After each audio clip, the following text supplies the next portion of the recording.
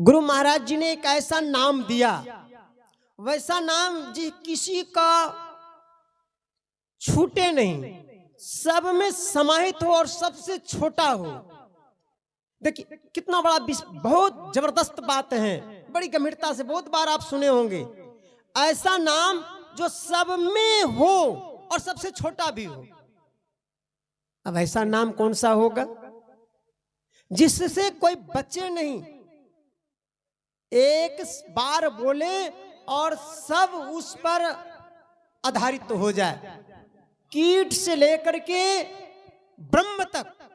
ऐसा नाम जो कीट के लिए भी, कीड़े के लिए भी और ब्रह्म के लिए भी काम करे, ऐसा नाम हमारे गुरु महाराज जी ने चुना। और इतना छोटा फैलाव नहीं, एकदम 2.5 अक्षर का, 2 अक्षर का, सूक्ष्म से सूक्ष्म और विस्तार इतना उससे कोई भी खाली नहीं, सब में समाया हुआ। वो नाम दिया गुरु का। चींटी से भी हम कुछ सीखते हैं और सिखाने वाले, धरती से भी हम सीखते हैं, पानी से भी हम सीखते हैं। अच्छा, ब्रह्म परमात्मा से भी कुछ सीखते हैं क्या? वही तो सब कुछ सिखाने वाले हैं। परमात्मा, परमात्मा, भगवान जिसको कहते हैं, ब्रह्म जिसको कहते हैं, उससे भी हम सीख रहे हैं और चींटी से भी हम सीख रहे हैं। निरंतर चलना, कर्म करना। जल से सीख रहे हैं, पृथ्वी से सीख रहे हैं, अग्नि से सीख रहे हैं, सब कुछ से कुछ न कुछ हम सीख रहे हैं। और समाज के जितने लोग हैं उनसे भी कुछ सीखते हैं। माता पिता से छूट जाते हैं क्या? माता पिता से भी छूटते हैं। तो जब आप एक बार गुरु महाराज की जय बोलते हैं, सदगुरुदेव भगवान की जय बोलते हैं, तो क्या माता पिता का जयकारा छूट गया क्या? माँ पिता का भी जय घोष हो जाता है। लोग हम लोग को देखते हैं ना, तो बहुत लोग व्यंग करते हैं, बड़का बड़का तो बात बोलते हैं, अपने माँ बाप की सेवा नहीं करते हैं। मेरे पिताजी 116 साल चल रहे हैं, 116 वर्ष हो गया, अभी बेड पर है।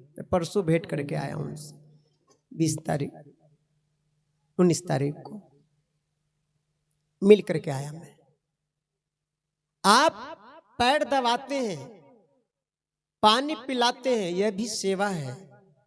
दवाई देते हैं, यह भी सेवा है। लेकिन यह शरीर की सेवा है। आप उनको अधोगति से नहीं बचा सकते हैं। लेकिन यदि कोई पुत्र पैर नहीं दबा रहा है, नहीं है उनके पास में, पानी नहीं पिला रहा है, दवाई नहीं दे पा रहा है, नहीं है उनके पास में, यदि वो भजन कर रहा है, यदि वह परमात्मा का गुणगान कर रहा है, तो उसके पिता कभी अधोगति में नहीं जा सकते। सो कुल धन्य उमा सुनु, जगत पूज सुपुनीत। और फिर यदि वो गुरु नाम का स्मरण कर रहा है, तो गुरु पूजे सब देवन पूजे, माता पिता का भी पूजा हो रहा है। यदि पास में है तो गुरु रूप जान करके माता पिता का भी सेवा करना चाहिए। यदि ऐसा कोई सेवा करता है, इस भाव से कोई सेवा करता है, तो अपना तो कल्याण करता ही है और अपने पितरों का भी। एक पिता कौन पूछे? आपके कितने पिता हैं जिनकी आप गिनती नहीं कर सकते हैं? एक पिता आपके हैं, पिता की ताता में आपकी संख्या कम पड़ जाएगी। कितने बार आपका जन्म हुआ, कितना पिता बने, कोई ठिकाना? किस पिता की आप सेवा करेंगे? लेकिन यदि आप एक गुरु की आराधना शुरू कर देते हैं, एक गुरु की पूजा शुरू कर देते हैं और गुरु के बताए हुए मार्ग पर चल देते हैं, यदि उसको अपने जीवन में उतार लेते हैं, तो एक पिता कौन पूछे? आपके पीछे जितने पिता हैं, सभी पिता का उद्धार करने की क्षमता आपके पास आ जाती है। ये आपका भजन में ताकत है। वो भजन हम कैसे करें, उस भजन का पता हमारे गुरु महाराज जी ने बताया। एक नाम दिया, गुरु नाम। अब नाम है तो रूप भी होगा, तो गुरु रूप का ध्यान दिया। अब नाम और रूप का बीज होगा, जहां से नाम और रूप बनता है कहां से बनता है? कोई भी सबसे पहले रूप बनता है, रूप के बाद है नाम ना। अब जैसे देख लीजिए, कोई काला हो गया तो उसको कलुआ कहने लग जाते हैं, और कोई काना हो गया तब नहीं कहता लोग काना। तो पहले रूप बना कि पहले काना बना? पहले रूप बना, स्पष्ट हो गया। तो जैसा रूप बनेगा वैसा नाम होगा। तो नाम और रूप का बीज क्या है? कोई भी रूप बनता है उसका प्रारंभ कहां से होता है? वो बिंदु से होता है। जैसे ही कलम की नोक रखते हैं तो सबसे पहले क्या बना? बिंदु बना।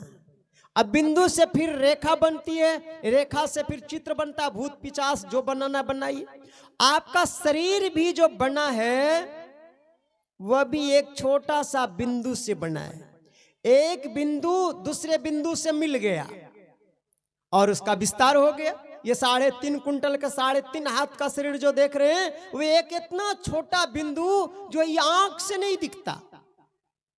जिसको डॉक्टर लोग यंत्र से देखते हैं तो कहते हैं इसके अंदर शुक्राणु जीवित नहीं है, इसके अंदर ये नहीं है। वो छोटा से छोटा जो ये आंख से भी नहीं दिखता, और वो एक बिंदु दूसरे बिंदु से मिलकर के ये विस्तार देख रहे हैं। ये सृष्टि का भी विस्तार इसी बिंदु से हुआ। इसलिए हमारे गुरु महाराज ने कहा इस बिंदु को सुख सिंधु की खिड़की कहा। उस सुख से जो बिंदु निकली है वही बिंदु से आप फिर उस सुख में जा सकते हैं। इसने कहा तिल में पिल पांचों तन पारा, जा पाओ प्रभु सार। अब इस बिंदु तक आने के लिए क्या करना होगा? तो जहां तक आप फैले हैं उधर से आप समेटना शुरू कर दें, मिटाना शुरू कर दें। इसी को हमारे संत सम्राट कबीर साहब ने कहा उलटी पाछ लो, उलट जाओ। जिधर फैल रहे थे उधर से समेटो, उलटो। तो किधर? पूरब से पश्चिम नहीं, बाहर फैलाव है इसलिए भीतर की ओर सिमटाओ चलो। तो बाहर छोड़ दो, उलटी पाछ लो, पैरों पकड़ो, पसरा मना बटोर। जिधर संसार में तुम फैल गए हो उधर से मन को समेटो। तो समेटते समेटते समेटते कहां जाएंगे? एक छोटा सा, इतना छोटा कि उससे और कोई छोटा न हो, उसी का नाम है बिंदु। बिंदु का परिभाषा है स्थान तो है पर उसका परिमाप नहीं है। लंबाई, चौड़ाई, मोटाई, ऊंचाई, गहराई कुछ भी नहीं है। ऐसे बिंदु कहां बनेगा? कैसे बनेगा? तो हमारे गुरु महाराज ने मैथमेटिक्स दृष्टिकोण को देखते हुए स्पष्ट रूप से कहा अरे दो रेखा का मिलन कहां होता है? एक बिंदु पर। तो आपका भी दो रेखा से, कहीं मान लिए दो बिंदु से मिलके बना है। अब दोनों बिंदु को समेट लीजिए। आपका एक स्त्री तत्व है और एक पुरुष तत्व है, दोनों के मिल से बना है ना भाई, रज और वृक्ष से बना है। तो ये इसमें शरीर में दोनों तत्व है, दो धाराएं हैं, स्त्रीण भी है और पुरुषत्व भी है। एक अर्थिंग है और एक गर्म है, एक निगेटिव है एक पॉजिटिव है, एक इंगला नाड़ी है और एक पिंगला नाड़ी है, एक सूर्य नाड़ी है और एक चंद्र नाड़ी है। तो दोनों नाड़ी को जहां मिलाओगे दो रेखा का मिलन, और ये सबसे ज्यादा धारा निकलती दृष्टि से। इसलिए हमारे मन का दो नैन नजर जोड़ी के एक नोक बना के अंतर में देख सुन सुन, अंतर में खोजना निज तन में खोज सज्जन, बाहर न खोजना। ये भजन को जो नहीं जानता है वो संसार में काहे को जन्मा, ये मनुष्य शरीर उसके लिए धिक्कार है। इसलिए हमारे भगवान श्री राम ने कहा बड़े भाग मानुष तनु पावा, सुर दुर्लभ सदग्रंथ ही गावा, साधन धाम मोक्ष के द्वारा, पाए न जही परलोक समारा, सो प्रत्र दुख पावही, सिर धुनि धुनि पचता, काल नहीं कर्म ही ईश्वर ही, मिथ्या दोष लगाए। स्पष्ट करते कहा यही तन कर फल विषय न भाई, स्वर्ग स्वल्प अंत दुखदाई। ये शरीर इसी के लिए मिला था, यही भजन सीखने के लिए, यही भजन करने के लिए। यदि इस बिंदु में आप प्रवेश कर गए, यदि दोनों दृष्टि की धारा एक हो गई, उस बिंदु में आ गए, तो आपका राम भजन सच्चा हो गया, आपका शंकर भजन हो गया, आपका गुरु भजन हो गया। अब कहिएगा राम भजन कैसे हो जाएगा, शंकर भजन कैसे हो जाएगा, गुरु भजन कैसे हो जाएगा। बड़े सरल ढंग से समझिए, भगवान श्री राम ने भी यही बात को पुष्टि किया है। और एक गुप्त मत सबय कहे कर जोरी, शंकर भजन बिना नरो भक्ति न पावे मोरी। और एक गुप्त बात, ये इंद्रियों को मालूम नहीं है, वो आपको केवल होनी चाहिए। इसका ज्ञान इंद्रियों को नहीं, इंद्रियों की आप सहारा ले सकते हैं लेकिन इंद्रियां वहां जा नहीं सकती है। तो जब आप बैठते हैं ध्यान करने के लिए तो इंद्रियों का सहारा लेते हैं, और इतना गुप्त है कि मन को भी यहां से लौटना पड़ता है, और वही है दृष्टि साधन। जब आप हाथ पैर तमाम कर्म इंद्रियों को स्थिर कर देते हैं, आंख कान को भी बंद कर देते हैं, अब मन से ही आप केवल देखते हैं, मन से आप जप कर रहे हैं, और जब ही दोनों दृष्टि की धारों की एक करते हैं तो क्या होता है, मन बुद्धि चित्त अहंकार की है त्रिकुटी लग दौड़, जन दरिया इनके प्रे ब्रह्मरंध की ठोर। वहां मन भी उस गेट के बाद से लौट जाता है। यहाँ दोनों दृष्टि की धारा मिली, एक गर्म है और एक ठंडा है, एक इंगनाड़ी और पिंगनाड़ी। जब दो विपरीत वर्णों के मिलने से जो बनता है उसको वर्ण संकर कहते हैं व्याकरण के दृष्टिकोण से। तो आपका भी यहाँ शंकर भजन हो गया। इसी को भगवान शिव ने कहा बिंदु ध्यान। बिंदुनाथ महालिंगम शिव शक्ति निकेतनम, देहम शिवालयम प्रोक्तम सिद्धम सर्वदेहिनाम। शिव माने कल्याणकारी। यह बिंदु जो है वो महाशिव शक्ति है, वो महाकल्याण करने वाला है। इसके बाद और अमंगल होने की चिंता नहीं है। यदि आप इस दोनों दृष्टि की धारा को एक कर लें तो यही शंकर भजन हो गया, क्योंकि दो विपरीत वर्णों के मिलने से वो बिंदु बना तो शंकर भजन हो गया। और यही शिव हो गया, क्योंकि सिमट गई शक्ति सारी, तो शक्ति सिमटती है तो उसमें शक्ति बहुत आ जाती है। अब कहिएगा कि गुरु भजन कैसे हो गया, ये गुरु महाराज बताए इसलिए गुरु भजन हो गया? नहीं नहीं, ये गुरु महाराज बताए इसलिए गुरु भजन नहीं कहलाता है। ये गुरु भजन इसलिए हो गया, गु माने गुप्त, रु माने प्रकट, एक ये हुआ, और गु माने अंधकार, रु माने प्रकाश। तो चंद्र नारी है और सूर्य नारी है। सूर्य में प्रकाश अर्थात दिन है, और चंद्र माने रात अंधकार है। तो दिन और रात को मिला दिया। इसी को गुरु नानक देव जी महाराज ने कहा, सित न उस विधि सोई, दिन में ही रैन, रैन में ही दीनी। दिन को रात में और रात को दिन में मिला करके एक कर दो। इतना पर भी समझना है तो गुरु बिनु समझ न हुई। यही दिन और रात यानी गु और रू को एक जो करता है वास्तव में गुरु भजन है। नहीं तो खूब डफली पीट रहे हैं, खूब मुख से बोल रहे हैं, खूब पान पूरा चढ़ा रहे हैं, वो गुरु भजन माला नहीं है, वो गुरु भक्ति नहीं है।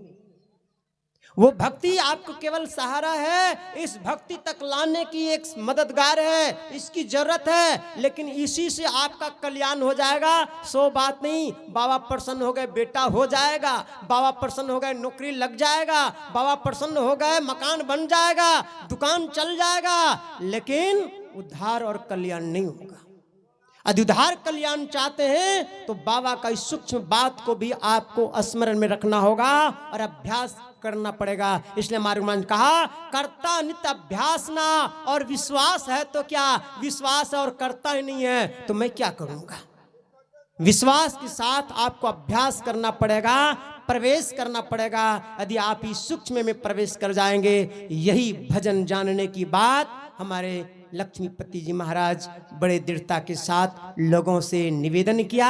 हमारे गुरु महाराज ने कहा ये सबसे होने वाला नहीं है। हमारे गुरु महाराज ने कहा सज्जन से निज तन में खोज सज्जन, बाहर न खोजना, अपने ही घट में हरि हैं, अपने में खोजना।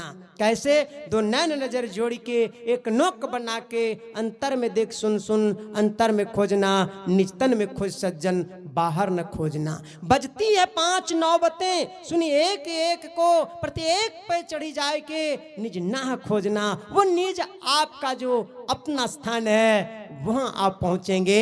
यदि इस बिंदु को आप खोज लिए, इस बिंदु को यदि आप पकड़ लिए, इस बिंदु में यदि आप घुस गए, तो गुरु महाराज जजमेंट दिए, तिल में पिल पांचों तन पारा, जा पाओ प्रभु सार। वो परमात्मा का सार भक्ति प्राप्त करेंगे। वो सार शब्द को प्राप्त करेंगे। यही सार भक्ति है। यदि इसको एक शब्द में कहा जाए तो एक स्पष्ट है कि जो इंद्रियों के द्वारा करते हैं वो सब असार भक्ति कहलाता है। जो इंद्रियां रहित होकर करते हैं वही सार भक्ति कहलाता है। जो इंद्रियों के द्वारा करते हैं वो गुलामी प्राय भक्ति कहलाती है। और जो इंद्रियां रहित होकर के स्वयं करते हैं वही स्वतंत्र भक्ति, वही अपनी भक्ति कहलाती है। इसलिए गुरु महाराज कहा अपनी भगतिया सतगुरु साहब मोहि कृपा करी देहु हो, वो आप स्वतंत्र हो जाएं। यही स्वतंत्रता प्राप्त करने के लिए यही एकमात्र सत्संग आधार है। मैं अपनी सुधार के लिए आप लोगों से प्रार्थना करता हूं और अपनी वाणी को यहीं पर विराम देता हूं। जहां पूज्य गुरुजन हो वहां ढेर बोलना भी उचित नहीं है और हमारे बाबा का तो उदारता है। मैं तो समझता हूँ ढेर बुलवाते हैं, कहीं न कहीं गलती होगी तो मैं इसको फिर ठीक करूँगा। बहुत कम मौका मिलता है और वो बीच में नहीं डिस्टर्ब करते हैं, लेकिन बाद में हमको समझाते हैं कि यहाँ पर जरा फिर से बोलिए तो मैं वो आदत बस वही दोहराता हूँ। नहीं, यहाँ इस तरह से होगा। आप पढ़े लिखे होकर गलती बोलिएगा तो लोग क्या कहेंगे, लोग क्या करेंगे, ये इनकी पकड़ है। तो बड़े ही सुंदर ढंग से हमारे स्वामी शिवानंद जी महाराज अपने छोटे छोटे गुरु भाइयों को ध्यान में रखते हैं। मैं दंडवत करता हूँ और निवेदन करता हूँ कि आप अपने उस सारे गर्भित विचारों के साथ यदि मेरे में और कोई सुधार की ज़रूरत हो तो आप फ़ोन पर भी मुझे ज़रूर सलाह दिया करेंगे। और आप लोगों को साथ पूज्य श्री को भी आमंत्रित करता हूँ। मेरा आश्रम, मैं पूज्यपाद आचार्य महर्षि वेदांत जी महाराज के सानिध्य में रहता हूँ और बचपन से मैं 1993 से उन्हीं के साथ में रहा। लगभग 32 साल हो गया और मैं जहाँ रहता हूँ वहाँ आश्रम मेरे सामने ही बना है। अच्छा आश्रम बन भी गया है आप लोग की सहयोग से। प्रत्येक वर्ष 1 जनवरी से 9 जनवरी तक 9 दिवसीय ध्यान साधना शिविर का आयोजन होता है। सज्जनों, मैं इसलिए भी प्रेशर देता हूँ क्योंकि पूज्यपाद आचार्य स्वामी वेदांत जी महाराज बचपन से अपनी बाल्य अवस्था से कहिए वहाँ रह करके ध्यान भजन किया है। जिस जगह पर ध्यान भजन संत महात्मा करते हैं वो जगह में भी बल आ जाता है, ताकत आ जाता है। तो इसलिए भी वो जगह महत्वपूर्ण हो जाता है। और सबसे बड़ी बात है कि गुरु महाराज से दीक्षित, गुरु महाराज के सानिध्य के महात्मा बहुत कम बचे हैं, इन्हें गिने बचे हुए हैं और वो हमारे स्वामी वेदांत जी महाराज उसमें से एक हैं। गुरु महाराज के सानिध्य के, उन्हीं के तपोभूमि पर, उन्हीं के सानिध्य में 9 दिन तक स्वामी जी रहते हैं। तो आप लोग जरूर इस साधना शिविर में भाग लेकर के अपने भाग को जगाइए, अपने भाग को सराहिए। कल डेट में समय मिलेगा भी तो चाह करके भी ऐसे महापुरुष नहीं मिलेंगे जिनके सानिध्य में जा करके ध्यान कर सकें। मिलने के लिए तो इनसे बड़े बड़े महापुरुष मिलेंगे, लेकिन ये महापुरुष नहीं मिलेंगे।